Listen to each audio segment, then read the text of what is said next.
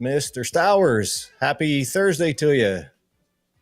Good afternoon, Mr. King. Happy Thursday, our first time getting together after Thanksgiving. Yes, sir. Or is it? No, I think we got together last week. Was Oh, you're right. Last week I was don't know. Thanksgiving. Doesn't matter. Was it? It I threw seems you a like it seems curveball. like We're two, one three minute in, weeks I ago. threw you a curveball. Well, happy hour to you, sir. We're always so Happy formal hour. calling each other Mr. Stowers and Mr.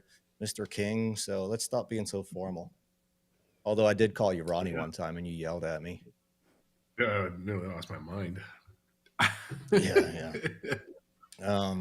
Hey, if you're joining us, Ron and I have some fun stuff to cover today. We go live weekly on Thursdays, and this week we actually have a special guest, but we've got Kristin Messerli from First Home IQ that I've gotten to know over the last year or so. She's a wonderful person, and she has a vision for First Home IQ, and can't wait for us to join us in a couple minutes. But let's get to our topics.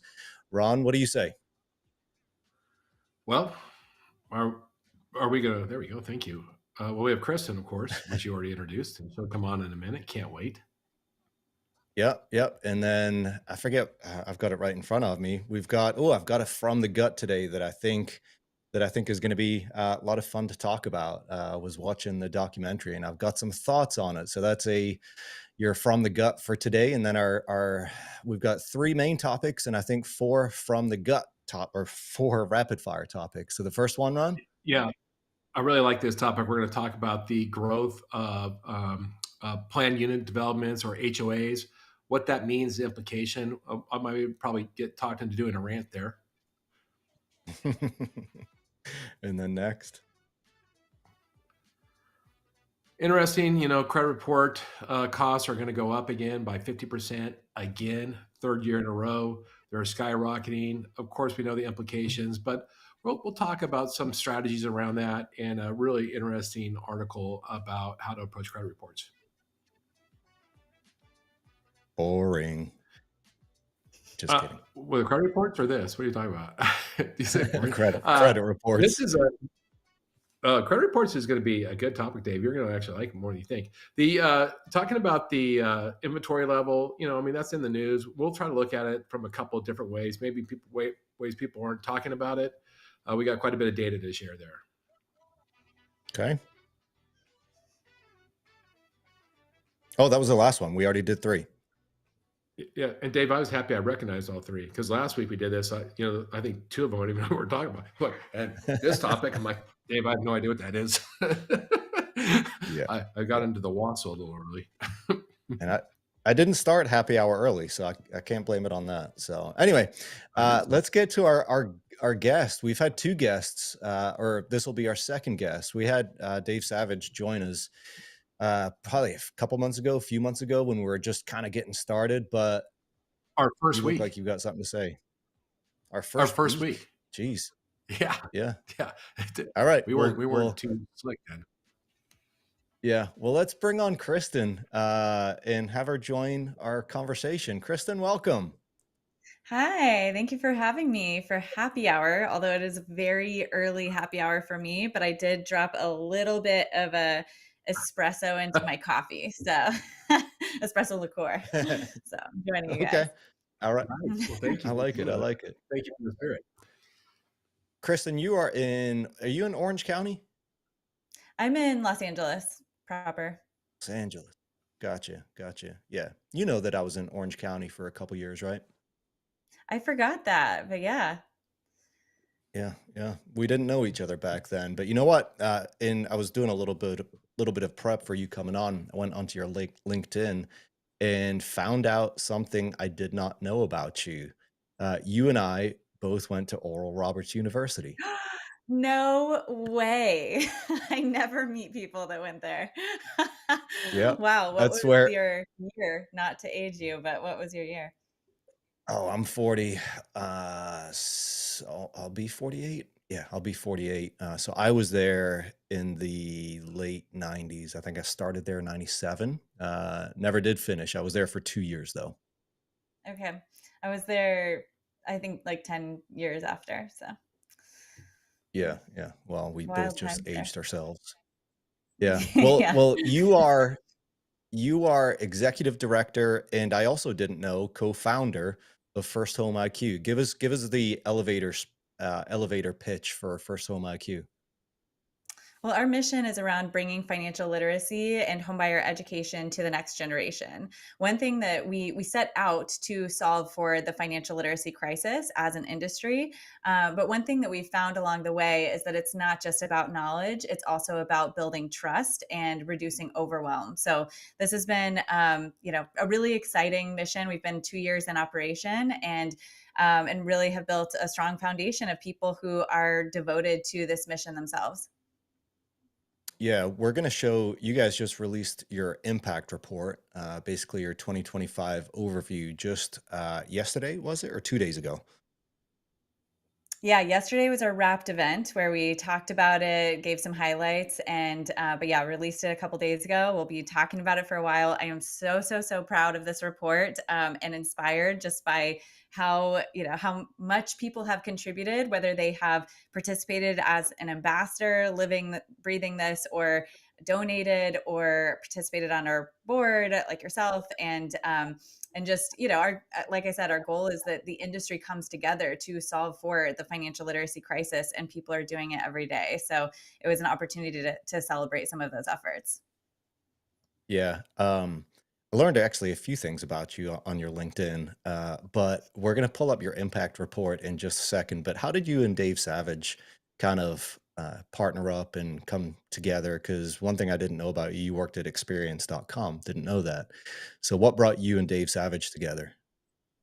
It was actually before that. It was over, I don't know, probably 12 years ago. I had a company called Cultural Outreach, very new to working in the industry.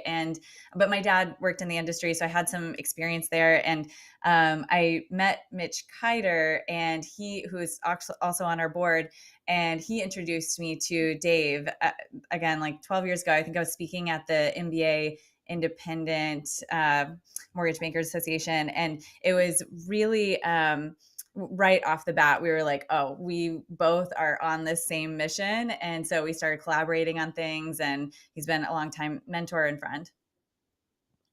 Where does kind of so First Home IQ is a nonprofit 501(c)(3).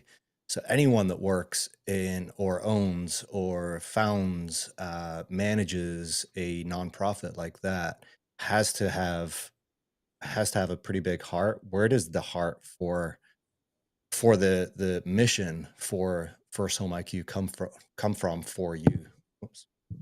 So I started my career as a social worker, and primarily worked in immigrant populations and underserved communities, and just became really passionate about what education can do. I worked in all different parts, but financial education kept coming up. And because of growing up in the mortgage industry, I knew a bit more than the average person. And so that's when I started the company Cultural Outreach then. And even though it was for profit, it was a similar mission of how do I work with lenders to reach underserved communities and millennials at the time. And but what I found is that, what Dave and I talked about when we were starting this was that we want to have something which a nonprofit provides, where people can take ownership over this for themselves. Like, we are not saying, I don't know, everyone can be part of this nonprofit and take ownership over representing that nonprofit in their communities. So that was kind of the reasoning for that nonprofit structure. Yeah. What's the growth look like? Well, I guess we'll get to that. Let's go ahead and pull up the impact report. I was about to ask you what does the growth look like this year, but this kind of covers it. So let's flip to the first page, or the first one that we talked about, and just kind of walk us through it. Walk us through it, Kristen. Yeah. So actually, one page before that, we give a few of the metrics, but we saw that this year we were able to reach over 15,000 students through the efforts that we have been putting together. And we have over 150 ambassadors. I think we're around 170 now. And we have several partners that are part of that, but really this year has been around building the foundation of figuring out where we have the most impact and where we weren't having as much impact. And we published a financial literacy report where we have measured, what people are thinking around financial literacy and what they're experiencing. And it's interesting this time where we are in the age of AI and people have truly limitless access to information. And yet people don't know that the down payment myth is it persists so strongly. There's over 80% said that they never learned any kind of financial literacy in schools. So there is that very strong knowledge gap. And yet, what I think is a even stronger layer there is this lack of trust. And I've been measuring trust with millennials and Gen Z. I've surveyed over 8,000 millennials and Gen Z since 2020. And we're seeing every single year that trust decline in the mortgage industry.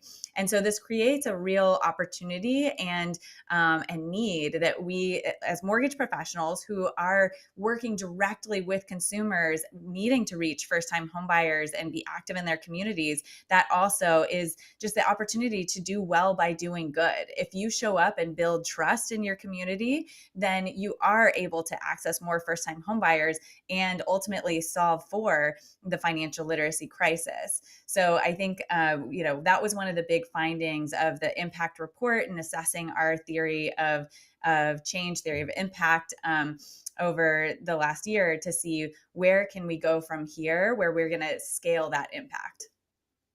Yeah. You said you've got about 170 ambassadors. What is an ambassador for you guys, and why should someone kind of consider being an ambassador? Yeah, so an ambassador actually subscribes to the program, which we've developed, where our goal is to help them build trust and lead with education. And so they get access to a library of presentation materials that we have designed for that millennial Gen Z first-time home buyer, and then we also give them, especially coming out next year, we're doing a next gen buyer update, which is a quarterly presentation they can deliver to realtors to help them build trust with next gen buyers. And they get access to other playbooks and materials that our top producers who are now part of our faculty are actually teaching, like creative financing strategies, house hacking, things that are going to help open the door to at least like conversations around homeownership and making homeownership more accessible. Yeah, let's scroll to the other pages, and you guys released a video, First Home IQ Wrapped, which was fun.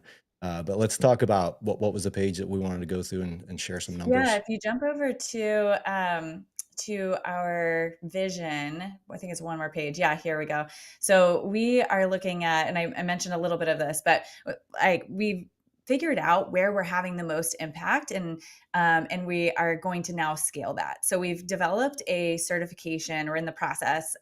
We'll launch that in the first quarter of next year, where some top producers, people who are leading with education and doing this really well, Jeremy Forcier, Shayla Gifford, Nicole Ruth, some people that are just doing this well, are contributing to a compilation of videos and teaching that now ambassadors have access to. And also we're going to make this available to others, and our lender partners and people like that, to be able to ultimately build trust better in their communities and lead with education. So that's one big thing that we're rolling out next year. We're adding to the toolkits that we have, the playbooks. As I mentioned, we are scaling with partnerships. So we're looking for lender partners who also want to make this kind of program available to all of their loan officers. And then we're going to, I mentioned some of the research updates, so quarterly research updates rather than annual. And then we are also partnering with the MBA to really lead some advocacy efforts with loan officers specifically, because we know executives are often involved on the policy level level, but loan officers are the ones that are building trust in their communities. And so we're hoping to gather 50 plus loan officers to come to the National Advocacy Conference in April. And we'll be hosting an event alongside that as well. Gotcha. Ron, you got anything you want to pepper in here? Kristen, I'm so impressed with the growth of First Home IQ and the maturity as it matures along as an organization. And one of the many things that's super impressive is just the quality level of people that you have affiliated with your group, with your ambassadors, your donators, the companies, the sponsors. They're all really top quality, which really speaks to you and Todd and Dave. And I just keep thanking you guys for your work, because there really is a financial literacy crisis in America, and you guys are helping mobilize loan officers who should be on the front line of solving this problem. And so I just want to say thank you, and it's just and thanks for coming on and talking about First Home IQ.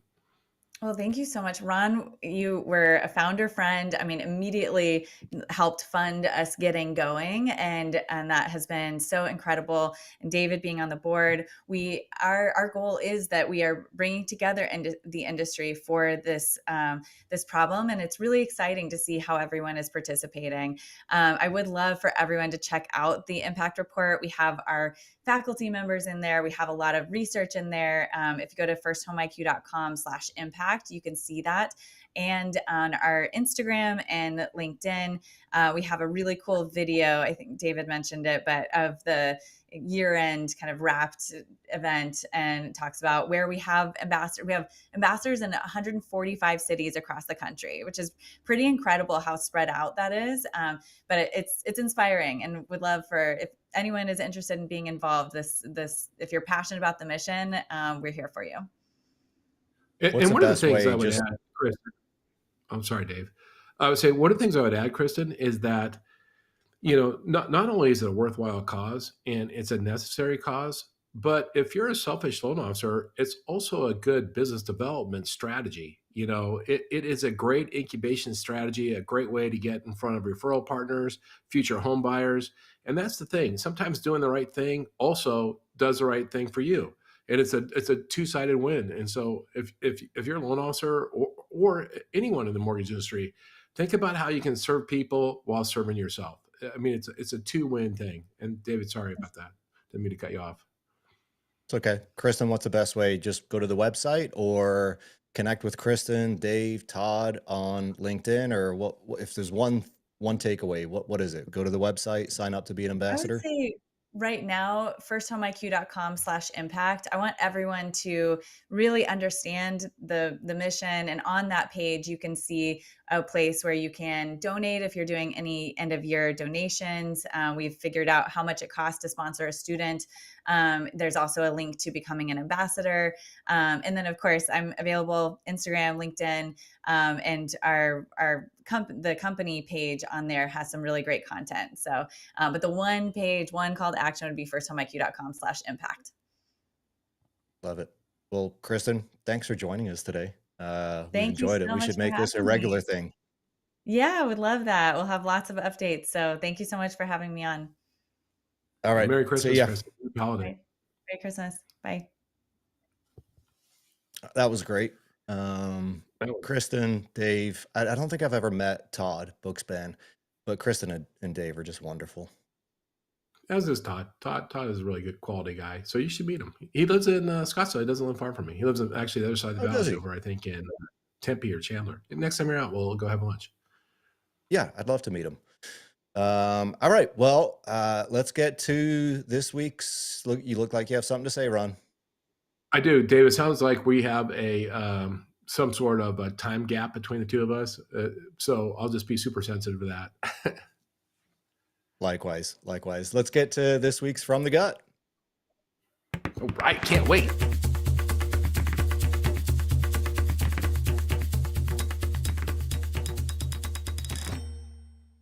All righty. So I mentioned it on the topic overview. I'm talking about the brand no one sees, and I'm using the recent documentary from Sean Combs, the docuseries. It's called The Reckoning. It's 50 Cent, It just hit number 1 on Netflix a few days ago. And I have only watched just the first 2 episodes. I plan on finishing it, but you don't even have to finish it to feel the weight of it, because whether you love the guy or hate the guy, this is someone who built an empire, and it's now all being redefined for him, not by a new album, not by a product launch, but through and by someone else's lens.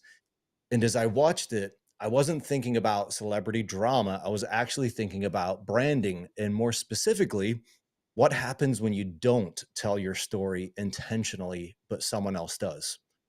It's easy to think of branding as something that only matters if you're public facing or posting online or running ads or having a big brand or logo. And but here is the truth: you have a brand whether you realize it or not. Your brand is how your clients describe you after the deal closes. We've all heard this kind of analogy before. Your logo is not your brand. There are so many things that make up your brand. It's the way your partners talk about you when they're deciding who to send their next referral to. It's the gut feeling people get when they see your name on a pre-approval. And most of the time, that brand is built slowly through small moments: how you communicate, how you show up, how you follow through, or maybe how you don't. There's a well-known saying: what you do when no one's looking says a lot about your character. And I'll add to that, it says even more about your brand. We talk about social media and content and video because that's where visibility happens.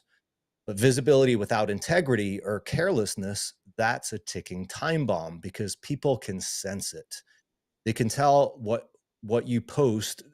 They can tell when what you post doesn't line up with how you operate. They can tell when you're only around when rates are good, or they can tell when your image is polished, but your process might be sloppy. And eventually, just like in the documentary, the real story is going to come out. Now, I'll be clear, I'm not comparing everyday loan officers to Puff Daddy or P. Diddy or whatever his name is now, Sean Combs. I think he changed his middle name to Love, or I think that was his actual middle name on his license. So that's what he's going by now. Um, but if you're not shaping your brand, someone else will, just like 50 Cent now has done with Puff Daddy. That might be one of your clients, it might be one of your partners, or even a competitor. And they're going to tell your story the way they experienced it, not the way you wish they did. So if you're someone who's been hesitant to post, to be public on social media, or someone who thinks branding's not really my thing, understand this: you already have a brand. The only question is whether you're building it on purpose or leaving it up to chance. Because when your story isn't clear, people will write it for you. When it is clear, when your actions match your values, and when your service matches your message, that's when trust gets built. That's when the reputation starts to carry itself. So don't wait for the documentary version of your story. Start writing it today, through your work, through your actions, your consistency, and your integrity, because that's the kind of brand that actually lasts. Ron, thoughts? Dave, that was great, and I thought I was going to have a totally different reaction to what you were saying, but you were so eloquent. It was so good. It just struck a chord in me. A lot of times when I coach loan officers or executives, I say it starts with building trust, and trust is delivering your little promises, not even your big promises. Like if you say you're going to get back to somebody tomorrow and you don't do it, you just broke a promise and you revealed yourself. And trust is broken so quickly in our society because we're all so jaded, and because we've all been lied to. We get lied to all the time. You buy a bag of chips and it's like gigantic size, and you open it and there's 4 chips in it. Like we're lied to all the Mhm. time. And so, consumers are trying to see, they're trying to find those lies. And if we don't deliver what we promise in the very little things, we lose trust immediately. And that's some of what you said, right? There was an alignment with the image and the reality, and why Puff tried to control it. He couldn't control the narrative, and the truth started to seep out. But the truth seeps out all the time if people pay attention. In his case, for 2 decades, people weren't paying attention. But in a salesperson's case, our potential clients are hyper paying attention to whether we're delivering our promises or not. Anyway, that's what struck me when listening to you. Love it. Good thoughts. All right, let's get to our main topics. Our first of our three main topics. I love this topic right here, Dave. This is one of my favorite topics, and I don't think you're the one that called this boring, did you? And let's I think you called the next one boring, but this is so good because here's the thing. And if we go to the first slide, it just shows, look, we're having a growth in PUDs and HOAs, right? And the slide shows, Ken, if you can make that a little bigger because my old eyes can't see that, but I think we're getting to near 64% of all single-family housing in the United States now, all new single-family housing in the United States is built in a community or HOA. It's 60, is it 66%? I can barely see that. 65.7%. And you go, is that a good thing or a bad thing? And I think most of us, and McKenna, you can rant. We'll let you rant, but you can't use dirty words. Most of us have strong opinions about the HOA, even around Christmas. Like, you can't put up colored lights, you can put up white lights, you can't put up a snowman, you can put up a deer, like all these rules. We hate rules, right? We hate, and so a lot of times I think about an HOA or a PUD. Ooh, I don't want to be in one. But now 65% of us, new homes are built in a PUD. And while we can argue or discuss the thrill of living in an HOA, but here's what's to me more fascinating about this, and that is what the shift to living in planned unit developments or HOAs is really a shift of local governments abdicating their financial responsibility onto builders, right? Because what it says is, look, I don't want to pay for your roads. I don't want to pay for your sewers. I don't want to pay for your parks. I don't want to pay for your school. I don't want to pay for any of that. That's what the local community, the local city, township, whatever, is saying. I'm not going to pay for that, but I'll let you build if you pay for it. Now, I know I still want my 1%, 2%, property tax. I know that's going to be half of my tax, receipts for the year. I want that, but I don't have to pay anything that I promised in my city charter by constitution of that city or township that pledged to pay for those things. It's now forcing builders to take over that financial responsibility in order to deliver those services. And that's what's a really big change. And we're just allowing that to happen. And if we don't, of course, what we happen is we get a deterioration or decay in services. We have roads with potholes, or the trash isn't reliably picked up, or the parks aren't maintained. And so people who want to live a better quality of life go, okay, screw it. My city can't provide that. I might as well pay my HOA, $200, $300, $400, $1,000 a month to give me what the city should already be delivering to me. David, I told you I was going to get a little mini rant here.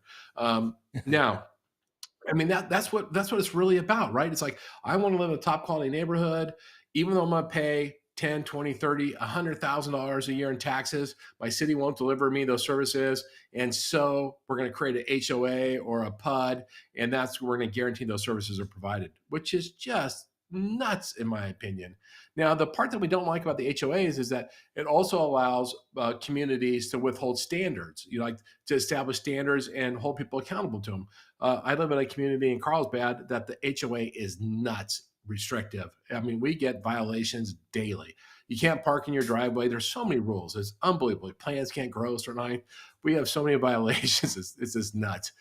But you know what? The neighborhood's a pretty nice neighborhood. It all looks the same. Now, I know both Dave, you have opinions about HOA, and I'd like to hear your feedback on what I just said, and then McKenna will let you rant for a couple for a good minute. I had to play that one. Now, so you actually gave me that perspective, I think, yesterday, and I was like, oh, I never thought about that. But hearing you say it again, I'm not sure if I agree. Because I guess all HOAs are different, but when I think about the stuff that the HOA payment goes toward, it's stuff like, not stuff that the city would typically do, like roads and speed bumps. Typically, the HOA budget, at least in my neighborhood, goes to lawn care, or at least the public areas, the non-private areas, keeping those nice and tidy. If a street sign, or not if a street sign falls down, but we've got a pool and there's upkeep with that, and there's that kind of stuff. So I don't know if I see those two as being the same or if they're completely separate. But Dave, you just said it goes to keeping our open space and our parks, right? I guarantee you, in your community also goes towards your roads, right? Those are basic services, right? That the Mm. city used to provide. The city used to provide parks. The city used to provide maintenance on open spaces. That's what the city provided. It no longer provides it. The city used to provide the road maintenance. Now, I'm guessing if I looked at your HOA's budget, you're going to see all sorts of stuff in there that you wouldn't expect. And you know what's interesting, Really? David? If you this is common in California. It's more common in California. In California, you might have 2 or 3 HOAs. You have an like so, Dave. You've been to my house in California. I have an HOA that just is specific to my community, but then I have an HOA to the master plan community that takes care of sewer, roads, like all the main infrastructure, right? Oh, wow. So I pay 2 HOA fees, right? And that's not uncommon in California or in some other states.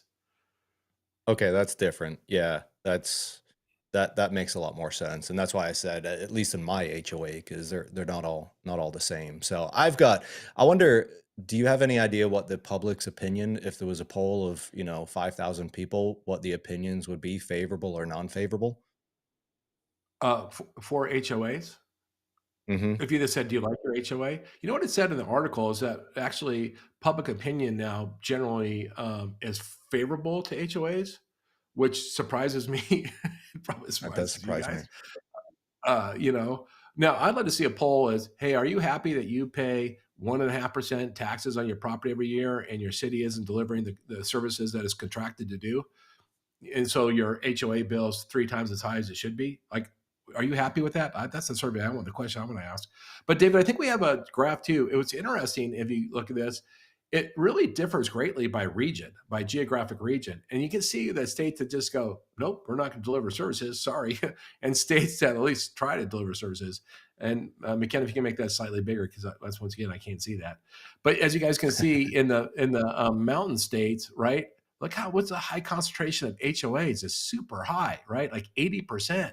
Now, part of that is there's a lot of states and a lot of municipalities that won't let a builder build unless they take on this responsibility. So they won't approve permits if the builder doesn't take on the financial responsibility. It's like paying a bribe. Like if you let us do high density, what they consider high density, or if you allow us to build, well, we'll go ahead and take all these expenses for you, right? But it's very interesting by region where there's a high density and there's low density. What's the lowest? Is it Middle Atlantic? Gosh, we're getting Yeah, old here. I think it's the south.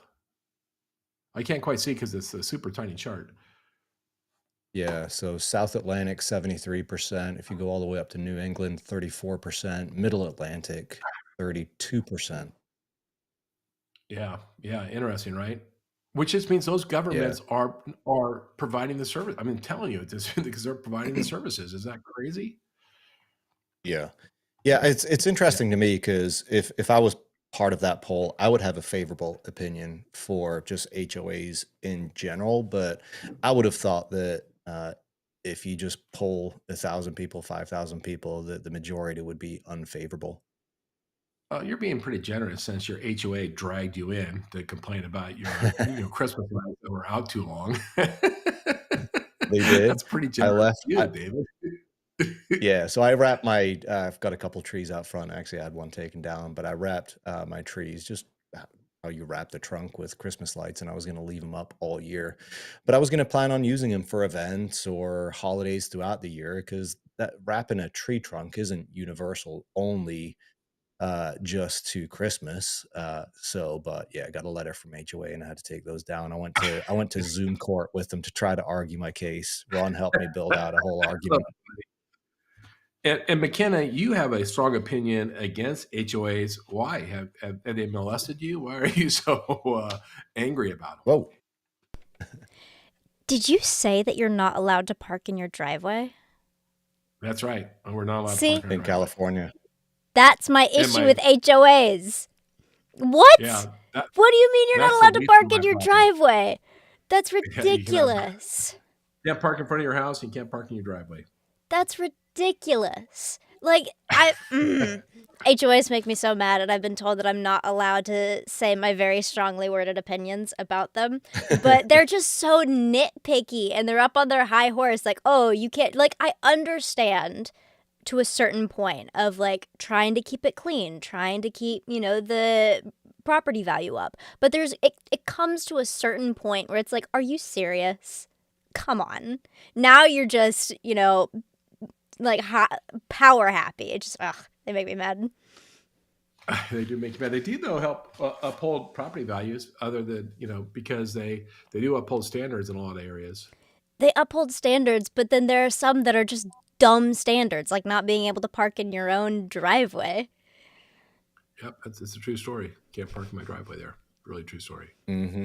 Insane. But when you've lived in a house, old neighborhood, no HOA, and it's when you experience the downside of a crappy neighborhood, you kind of come to a place where you appreciate it. That's where I'm at.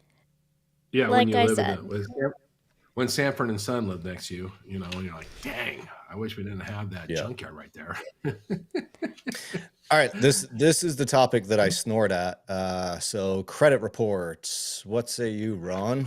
How can you snore at this topic right here? This, No, I'm by the just way, kidding. this has so many layers to it, and we're going to talk about a really interesting take on this. But we all know that credit reports, they went up 50% last year. They went up 65% the year before. They're going to go up 50% again this year. And now it's just a massive expense. It could be, it's no longer 1 or 2 basis points. It might be 15 or 15 basis points on a P&L. And it's a real drag. And part of the problem has to speak to conversion rates. If I take 100 credit reports, pull 100 credit reports, and I only close 25 loans, that means I paid for 75 credit pulls. I might have even done some rapid rescores, some other credit. I might have spent $1,000 on some of those folks, 10% of them. I spent $400 or $500 on half of them, $300 on a quarter of them. Well, that starts to be a really big drag on your P&L. What that really is you're going to have to charge that expense to the 25% of the people you closed, because there's no free lunch. You have to pay for it. And so what happens, it starts to really drive up your rates or your margin, or drive down your LO comp.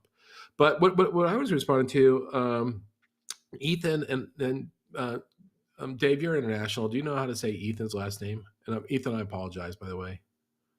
It looks very French, so I did take several years of French, but no, Vo, Yeah, I would guess. I don't maybe know. Vo. Yeah, and Ethan has, I think, Ethan, I apologize if you watch this. His dad is now head of Mismo. His dad's super dynamic, is head of Mismo, and his dad, I think, founded FinLocker, and now Ethan is, I think, taking his dad's place. FinLocker is a very interesting vendor. What they create an incubation funnel around credit, and so you can start coaching clients about their credit. Let them start working on like a home loan action plan to improve their credit well before the purchase stage. You empower them with information, and so Ethan comes from FinLocker, and so they're he wrote an article that showed up in Chrisman. It was picked up other places, and the article is somewhat self-serving, because the last quarter of the article, they're really selling FinLocker's product. But regardless of that, he pinned a really good question, and that is, your tri-merge credit report, is that part of your lead generation strategy, or is it part of the loan processing process? Because you need to choose which one it is, because then you can create a strategy best suited to support that.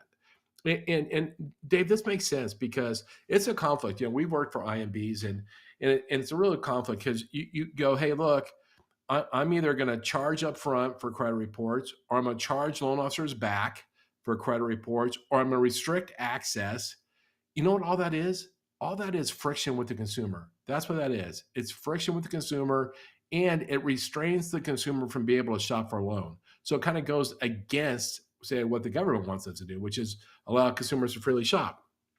but it's a real problem, and it's a problem that lenders have to face more and more and more. Because if I'm doing $1 billion a year in business, I probably have $2-3 million in uncollected credit report fees that I'm now going to have to collect from somebody. So I have to collect it from the loans I close on, which means that the poor people that chose to work with me, the consumers, I'm going to have to raise their rates, and that just doesn't seem really fair. And so, what's the equitable thing to do? And if running a credit report is your prospecting strategy, like, hey, look, if you come to me, I'm gonna run a credit report, I'm gonna get you pre-approved right away, no friction, no restriction. That is a prospecting strategy. That's a top of the funnel strategy. That's a value prop, and that is attractive to consumers. All right, you're not going to charge me up front. There's no friction. So good, right? But if you want to protect the P&L, if you want to deliver a better rate, a better experience to the customers that close, you're going to protect the front gate, right? You're going to go, hey, I'm not going to pay $200, $300, $400 on your credit expenses if you're just shopping me. Not until you get committed am I going to start paying money, right? And so the how you approach that is a big difference. And I don't have an opinion on which is which, but I agree with Ethan. You better choose what you are, and you better choose why you are, so that you make it work inside your platform. Now, some lenders are trying to moderate this by going, okay, let's do soft pulls, let's do single bureau, let's use public data, let's use mega data and modeling. Like, let's do everything we can not to have to pull a tri-merge credit report.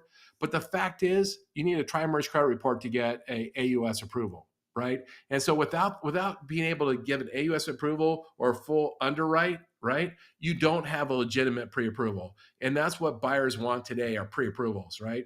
And so there's going to be friction. And the question is, what kind of filter do you have to filter out who's serious and who isn't serious? Because we certainly don't want to start spending hundreds or thousands of dollars on somebody that isn't serious.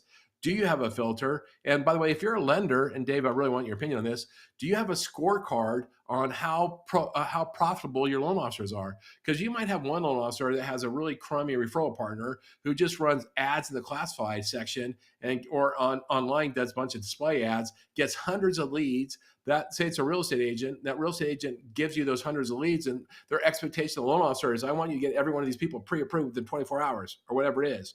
And so you're getting hundreds of people pre-approved and none of them close, right? And so you've just spent a ton of money and you bankrupt your company. Now, from those hundreds of leads, you might close 5 a month. Well, let's say you take loan officer B, they get 10 leads a month and they close 5. They have very little credit reporting, expense. I would argue the second person is far more important to the company than the first person. Matter of fact, the first one needs to be fired. I remember, Dave, I'll tell this story. Well, I was, working on some KPIs, and I was looking at productivity of loan officers, and I was trying to cleanse the company of low producers. And I had given a list, of, hey, we got to get rid of these people, right?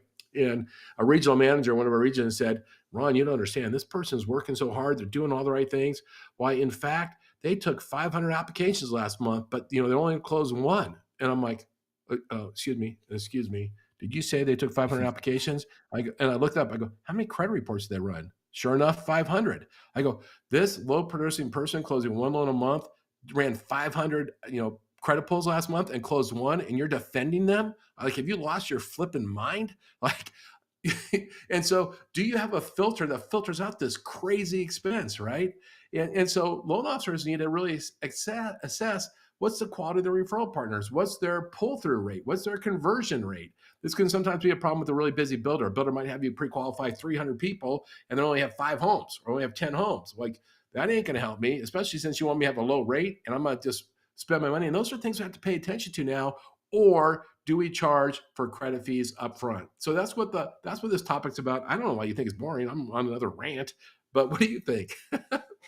I was about to say, this is a true Ron's rant. I've got a question for you, or a thought that I think maybe you weren't expecting. You talked a lot about friction there, but I think the true friction is between the individual loan officer and the ownership or leadership of the company. That's the true friction, right? Where the loan officer typically like, that's just the cost of doing business, but ownership or the CFO, they're like, it's costing us money for this loan officer to work for us.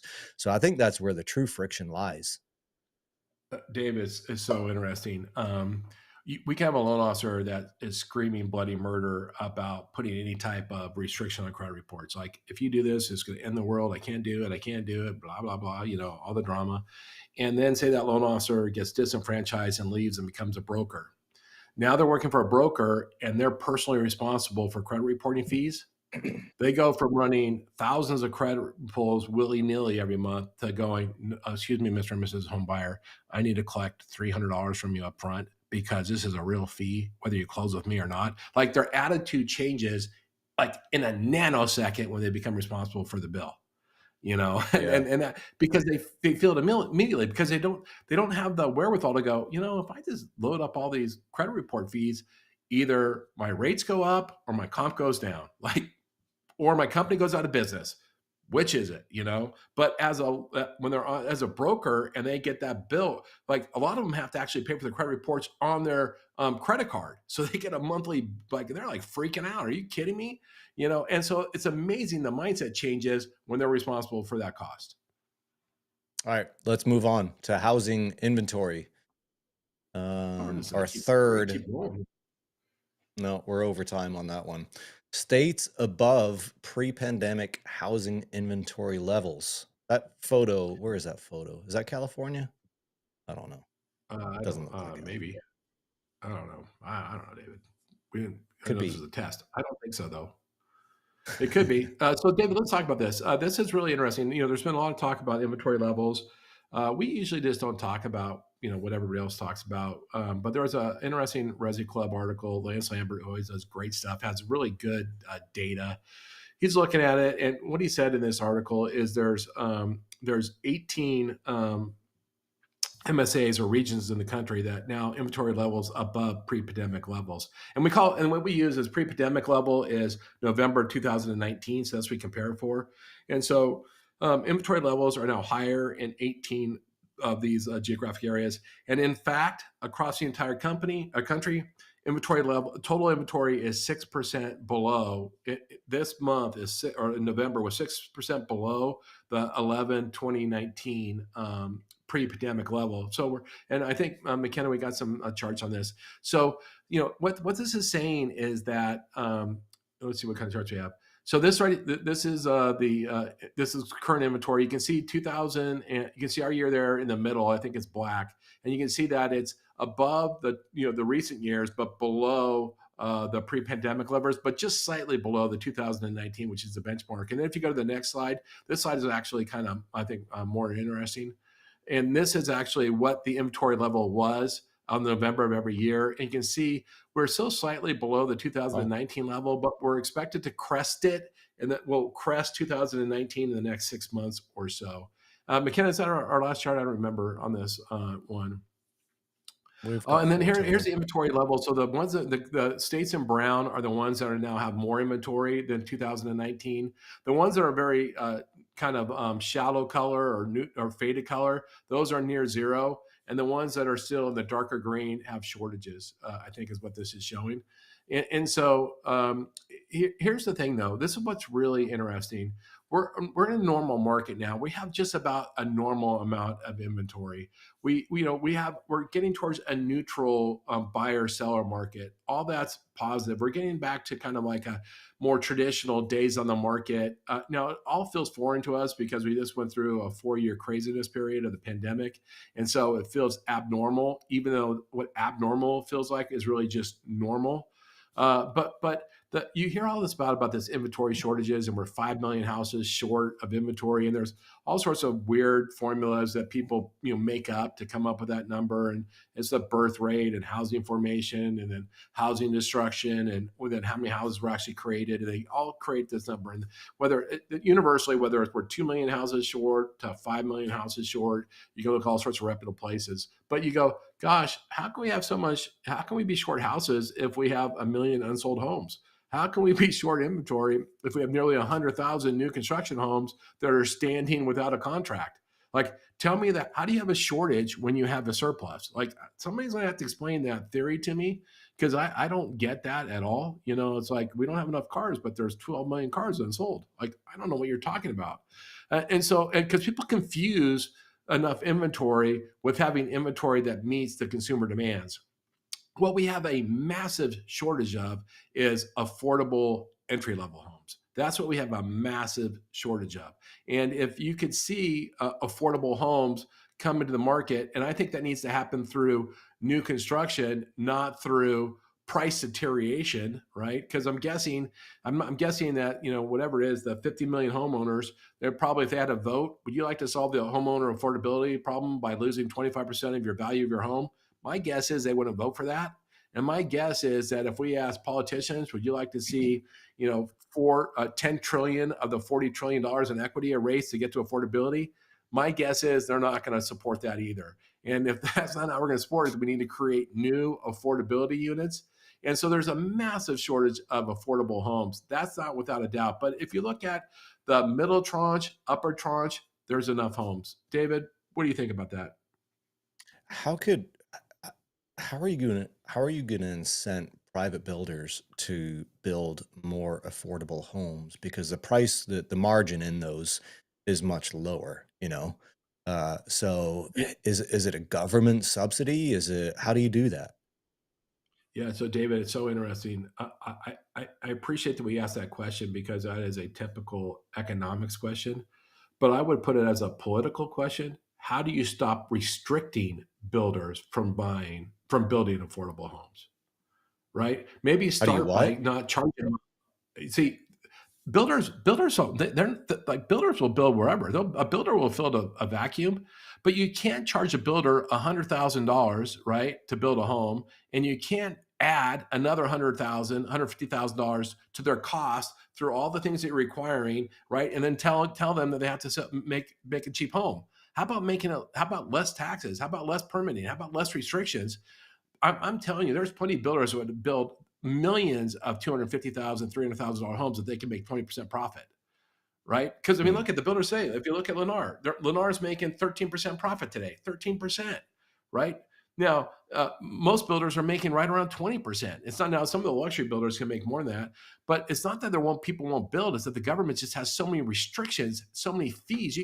I can't deliver a $250,000 house if you're oversight and restriction on me costs $250,000. It's not possible, right? I was killing time. I was walking through a Home Depot last night. I was just curious, David. Do you know how much a piece of a piece of drywall costs today? Like 4x8 piece of drywall. I'm gonna guess I bought some about a year ago, 2 years ago. I'm gonna guess $12. It's like $30. Like $30. How do you build piece of plywood? The cheapest piece of presswood plywood is like $60. How in the world do you build a cheap house, right? Wow. Wait, are you talking about plywood or drywall? Drywall. Drywall. It's in the But $30 range for a I would 4 just by look at 8 drywall here, plywood here, like a 2x4. Like, a 2x4 is like $7. A 2x4, Yeah. right? Yeah. Now, what do you think? Those are all natural costs, that those are just the manufacturers, gouging people? No. Now, maybe the No. 50% lumber tariff from Canada might be hurting, right? As well, we get a lot of our gypsum from Canada. Like, there's all these restrictions, and then it's unbelievable. Like, unleash those restrictions, people will build affordable houses. If I could build a product, Dave, if I could build a $250,000 product where I made $50,000, I would go to town. I would make unlimited. I'd make millions of them. Why not? Why not make millions of things that make me $50,000 a unit? Yeah. The thing I pulled from that, the thing that got most from that is that you waste time. You just waste time walking around Home Depot, and Costco. Yeah. That's how you spend your downtime, is just Well, walking around Home Depot and Costco Costco. Costco is date night. Date night, that's right. Yeah, yeah, yeah. Home Depot is, One guys' day out. Yeah, well, let's move on to rapid fire, but before we do that, when I bought this house, I was looking at this house and one other house, and this is back in 2021. The other neighborhood we were looking at, we were on the waiting list, and there was one house we had our eye on, and I think we are like number 10 or so on the waiting list, not just for one house, but in the whole neighborhood. And the builder basically paused, I think, for 9 months or so, 12 months on on releasing any new homes, on signing contracts on new homes, because that's when the cost of lumber and all construction materials was going up. They didn't sell a house for 12 months because every day the price was just going up like crazy. It's been a really interesting shift, David. It's been really, builders are the savviest people in the whole world because they have to look down years in advance. And so Hmm. watch builders to see what's going to happen next. But for the longest time, for like 2 decades, builders wouldn't build a house unless they had a committed buyer. Like we're only going to build houses that have been ordered, right? But then, Hmm. when inflation spiked 10%, sometimes 20% of the building materials, and so they price a house before they went into construction. And let's say the cost of the goods were $200,000, and they spike by 25% or 50%. Well, oh my gosh, you just got another $100,000 of the cost, but you've already established the price. So they had to eat Hmm. that. That's totally erased their margins, right? They said, no more. We're not gonna build. We're gonna build spec homes. We're just gonna build houses, and once we're done and we know how much it costs, that's when we're gonna set the price and put it out to market. Very interesting, really interesting how they had to Hmm. react to that inflation. Yeah. Let's move on to our rapid fire topics, and I'm going to try and keep us on track for 3 minutes apiece. First, first one, headline fatigue. Take it away, Ron. Yeah, yeah, I think there's two different slides on this, and here's the thing, and we keep seeing more and more of this. We keep seeing, that people are reading less, and what this is people are consuming news less, and something like only 30%, 36% of Americans say that they frequently pay attention to the news daily or a couple times a week. Only 36% of Americans pay attention to the news from any source. It didn't say from social media, it didn't say for anything. And in fact, 40% of people go out of their way to make sure they don't watch the news. Like, I don't want any news. Like, tell me, I don't care. Don't bug me. Don't pollute my world. Right. And if you match this up with people aren't reading anymore, it was something only like 20, like less than 20% of people read an hour a week. It's just our population is becoming more uninformed and more ignorant. Now, what that means is that they're more susceptible to fake news or to the loudest voice or to be misled with misinformation. And so for me, David, when we see stuff like this, that's there's a absence or a vacuum now of education and information from most consumers, and even just an awareness of what's happening. And so it's really important that if you're in our business, meaning if you help people buy homes, that you're getting in front of as many people as possible. You're giving them facts about the conditions of the market. You're educating them. You're taking that confusion away, and you're giving them confidence. Chris was on today about the crisis in financial literacy. People aren't capable of making a decision. They can't understand stuff. They don't trust people, right? And there's a void we have to step in to really start serving. And this is just one more evidence of that happening. Yeah. I'd pull McKenna onto this, but to get a younger person's perspective, but the decline is true for every age category, you know? It's even like the key people that you think like that still get the paper delivered to the porch. There's still 20 points down in just a short amount of time. It's incredible. Well, I wonder how they define news, you know? Yeah, it's in the article, and it's from the survey results. So it was something like, "Hey, do you pay attention to the news?" I mean, it Right. wasn't a complicated question, you know, and so they didn't really restrict it, from what I could tell in the article. Interesting though, and this was a Mm. Pew Research study. Yeah. I just wonder if, because media has changed, and we saw that in the last election with the power of non-traditional broadcast channels and the influence of obviously internet podcasts and so on. So I wonder how much of that is kind of skewed with that. But let's move on because we are at 3 minutes. I think I labeled this next section brain rot. Oh, it is Digital so true. This is delusion. a really because the brain rot is in this article about, but this is a really good one to follow up on the previous one. And David, this is really interesting. Up until up until 2000, the year 2000, every generation had a higher IQ of the previous generation, and on average, each generation gained about six points in IQ tests until the year 2000. And since the year 2000, Now, every generation is scoring lower on IQ tests. And in fact, on every objective measure, the last two generations are performing substantially less. And a way to put this brutally is your kid's dumber than you are. I mean, that's just the way to put it. Your kid's dumber than you are, and and all statistics show this. Now, that doesn't mean all kids. So McKenna doesn't necessarily mean you, but as a generation, as an average, right? Kid, and this is the first time this has ever happened, right? And so people are going, oh my gosh, this is super concerning. Why is this?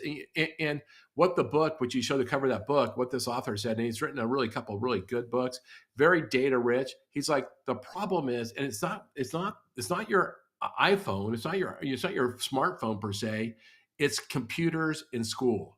And what he argues is, look, there's a education technology world today that is worth $400 billion in sales. And they're trying to sell schools the magic elixir. Like if you give a kid an iPad, if you give a kid a computer, that's going to help you so much. It's going to elevate how they learn. And in fact, it's really harming them to learn. They're not learning. They're not learning from screen only. That's not how people learn.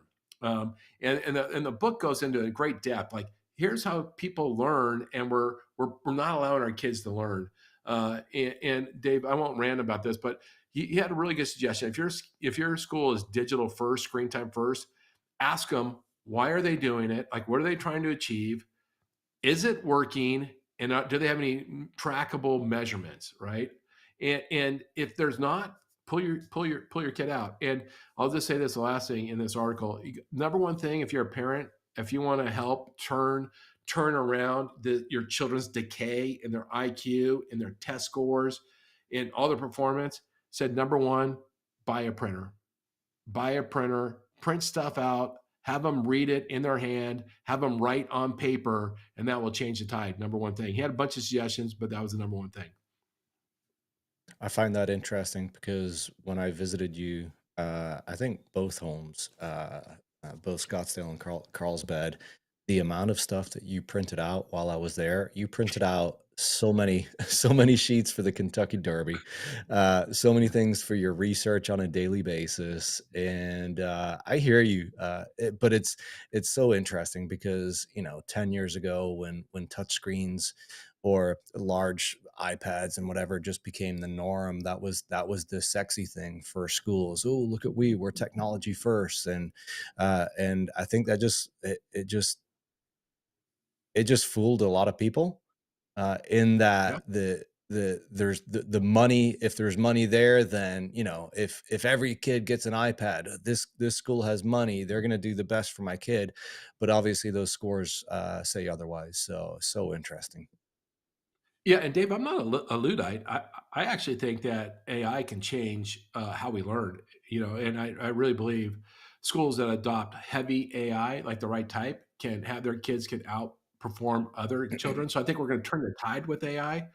But the whole thing of just putting a kid in front of a laptop is just not how they learn, and it's unfortunate. And by the way, it's what's funny. People with what we're seeing, people with the lower IQ are less happy, less stable, have a less quality of life over time, right?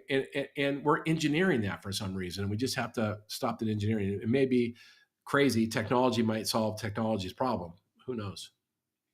Yeah, we'll move on, but final thought on that. I'm not sure if it's the screen's fault or if it's we just haven't figured out the best way to let the kid learn from a screen. We thought the screen would just kind of fix it all, but I don't think we've perfected that. So yeah, I don't think it's a screen's fault. I think they just haven't figured out how to teach with using a screen. Yeah, well, we'll think there's three types of learning, right? You either want to touch it, you want to see it, or you want to hear it, right? And if we limit it to just one thing, seeing it, that could be part of the problem. We're not giving Mm. them all three senses of how people learn, and retention. And this was in the article, and I could be slightly off, but if you do all three, then retention goes up like 90%. And so there's some things there, but I want to. Are we way over or not? McKenna, what do We're you think way about over. this? Are you dumber than your dad?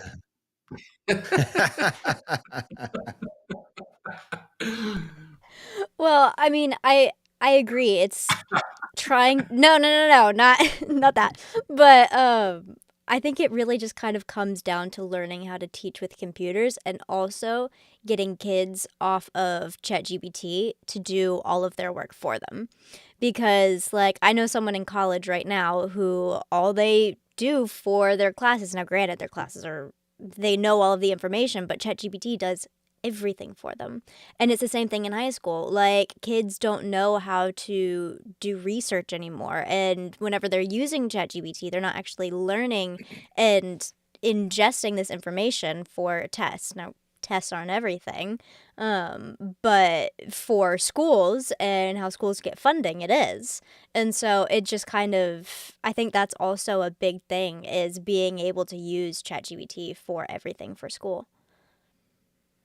Yeah, yeah, I agree. But I do think AI tools can become great, you know, teaching tutors and help people on a teaching plan, which doesn't mean answering questions for them, but giving them individualized teaching. You know, I think that will really change it.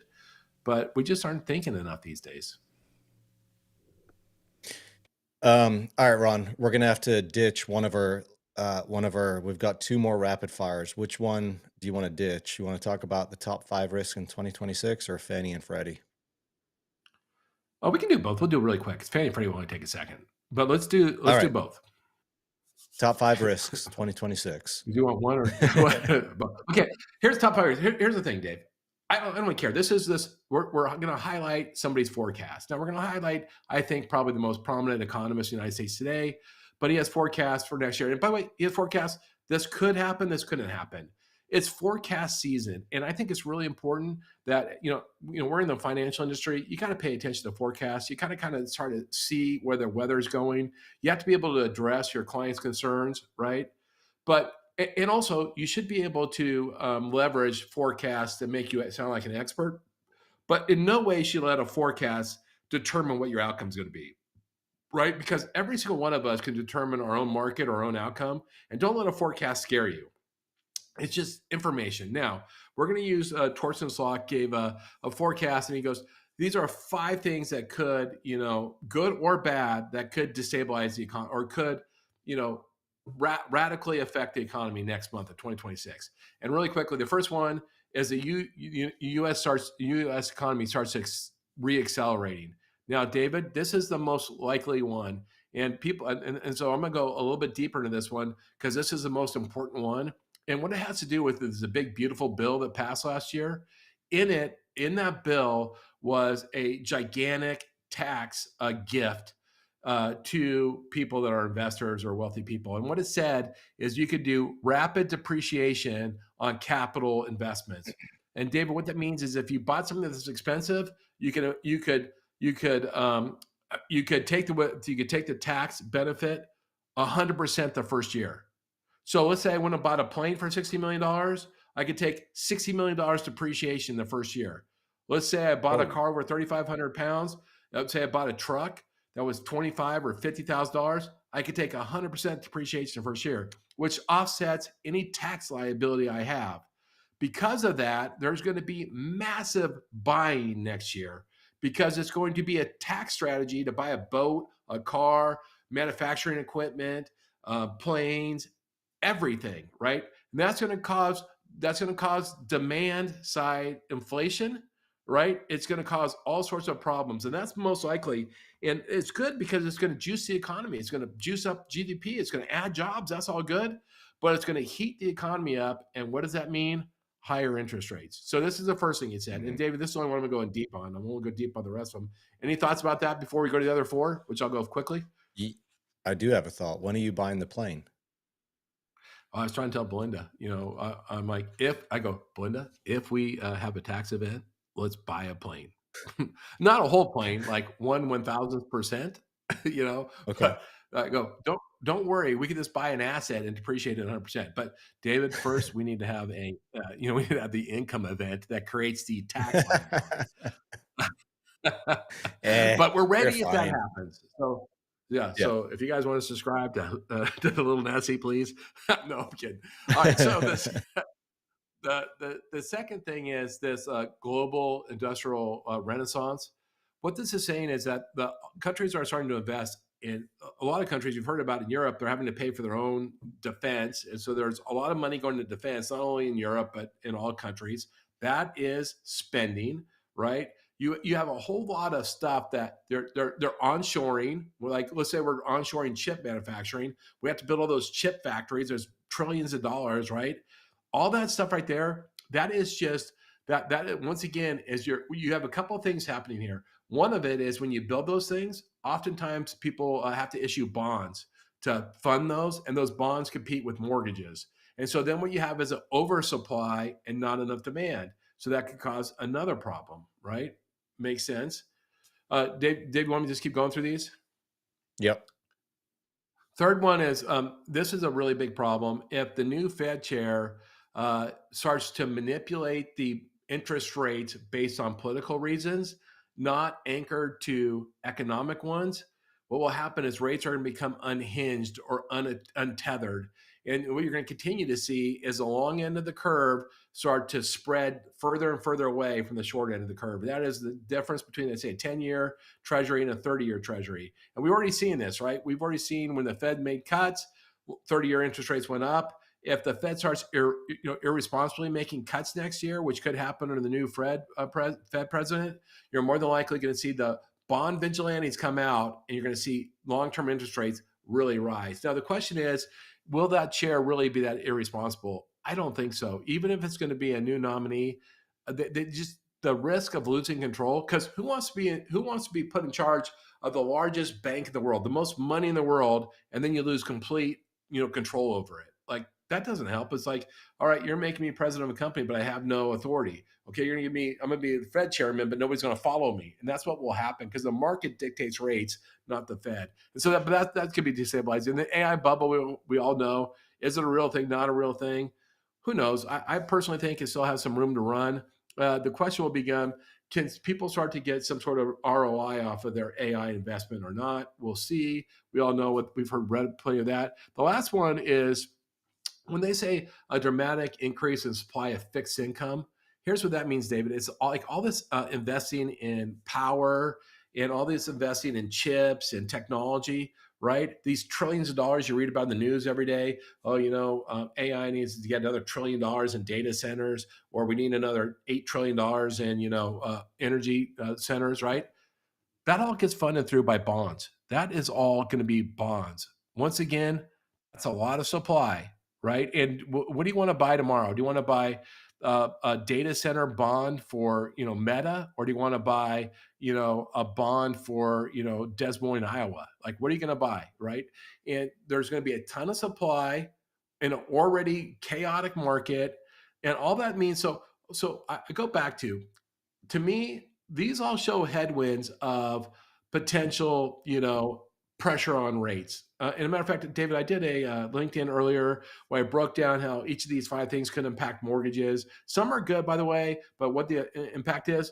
But I would just argue there's upward pressure on interest rates. That's all I can tell you. Long-term upward pressure on the long end of the curve. But I'd go again, because the bigger issue here is forecasting. Be knowledgeable. Use it to educate your clients where appropriate. Use it to sell when you can leverage it.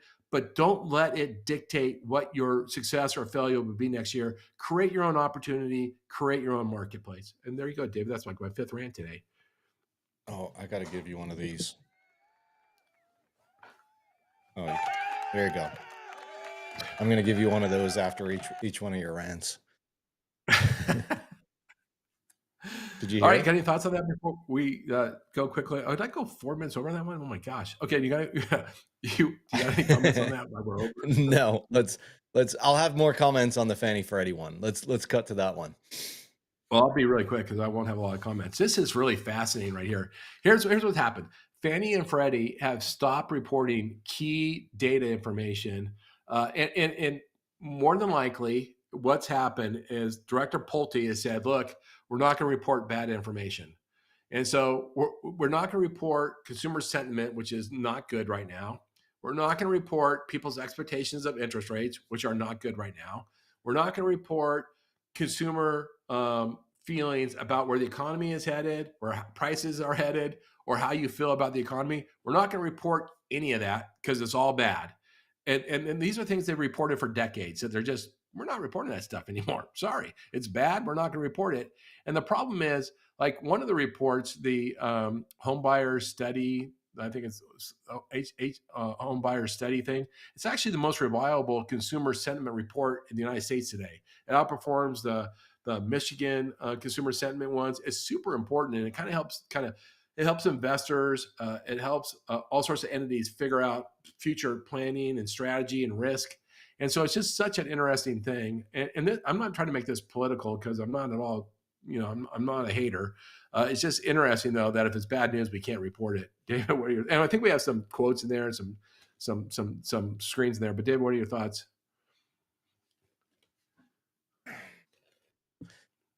Suppression of data is never a good thing. What data are they suppressing? Not pushing out specifically. Well, you know what? They're still pushing out their forecasts.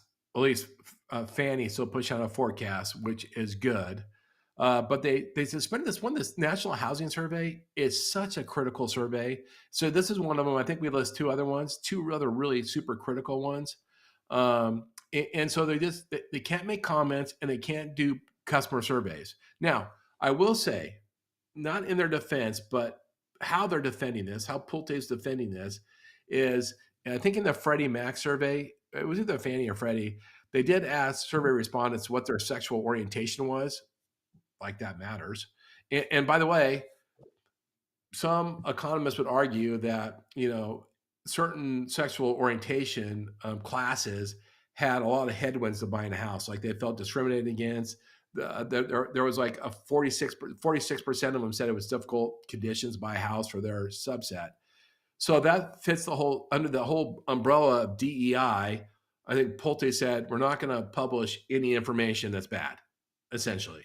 And I know it's kind of convoluted how I'm explaining this, but it's literally how they're reporting it. I don't have any intellectual thoughts around that one. Ron, sorry. That's why it's a short comment. I mean, it's just curious, like, wow. All right, let's wrap it up with our AI tip of the week. Yeah, let's go from that to okay. Well, we had no point in that last topic. We had no insights. Really wasn't helpful. It was just a rant. Made me feel better. I don't know why. I think you're on rant number 4 now.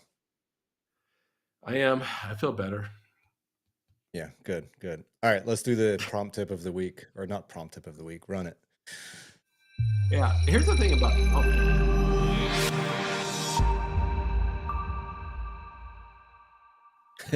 so normally you always forget that we have a bumper on that one. I do. But normally we give a really cool prompt tip that we come across 1, 2, or 3. Like a couple of weeks ago, we showed you how to get rid of the M dash. Like really cool. Who even knew that you could customize your rules in ChatGPT? This week we're not going to do any of that stuff. What we're going to show, which you can't see here, but maybe can we enlarge this a little bit? Not the QR code, we will. The QR code, actually, if you scan it, that is a live QR code that will send you here. Look how sharp we are. We're leading technology here, especially when we talk about technology. So, but Gemini API put out. Yeah. Sorry, Ron. We're going to show the QR code even on the next slide, but if you want insights into what we're about to talk about, if you scan this QR code, it will send you to this page that we're talking about.